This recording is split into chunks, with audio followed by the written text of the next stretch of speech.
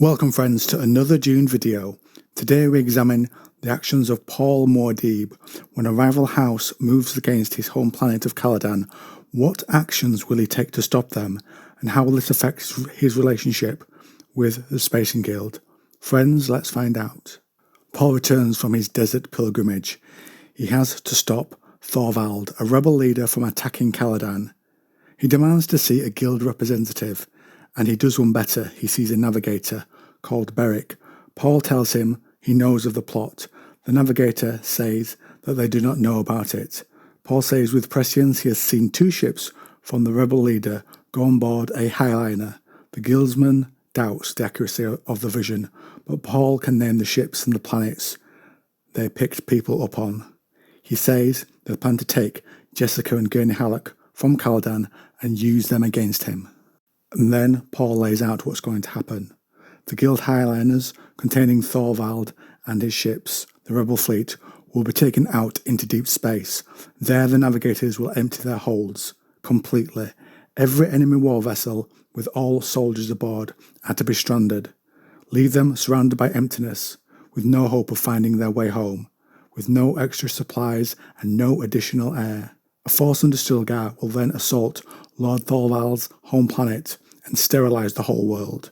Paul says when Stilgar questions this, that there is now no room for compassion. Paul says the guild must do this to earn his forgiveness. Muad'dib is later shown a recording of what happened. Hundreds of guild ships being ejected from the highliner into the void. Demands and curses can be heard over the audio on the ships. Then the guild ship disappeared. The guildsman says, "They're in a great desert of space, and the nearest star system is 18 parsecs distant. No one but the original navigator can find them, sire." Paul coldly says, "Wait 12 days, bring back all the bodies, and then Paul will be generous with the guild." The assault then on Thorvald's planet was conducted by Atreides ships under the advice of Stilgar. A highliner carried 100 of the largest and most powerful Atreides vessels, each loaded to capacity with weapons, explosives, highly toxic chemical bombs, defoliants, and wide dispersal incendiaries. They gave no room for negotiation and turned off their communications so they could hear nothing of their victims down on the planet. And then they called up a chart of every settlement on the planet, and then the end for that planet began. As the book tells it, the bombardment of the planet lasted 33 standard hours. Battleships crossed and recrossed the terrain, expending all of their stored weaponry. And when they had done, no building was left standing, no city or village unburned, no field able to produce a crop. The forests were gone, leaving only charred sticks and ash. The sky was a soup of caustic smoke and acidic vapours. The oceans were brown, frothing sinks, poisonous to all life, land and sea based alike. Some of the large weapons had set the atmosphere itself on fire.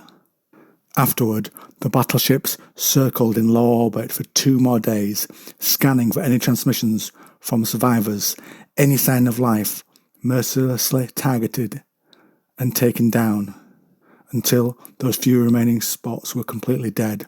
The log archives and image libraries of the 100 ships were filled with records of the absolute devastation. The planet would never again support life. It was a new scar upon the galaxy that could neither be ignored nor forgotten. It was a message from Muad'dib. So now friends, I turn things over to you. Got something to say? Drop me a comment down below.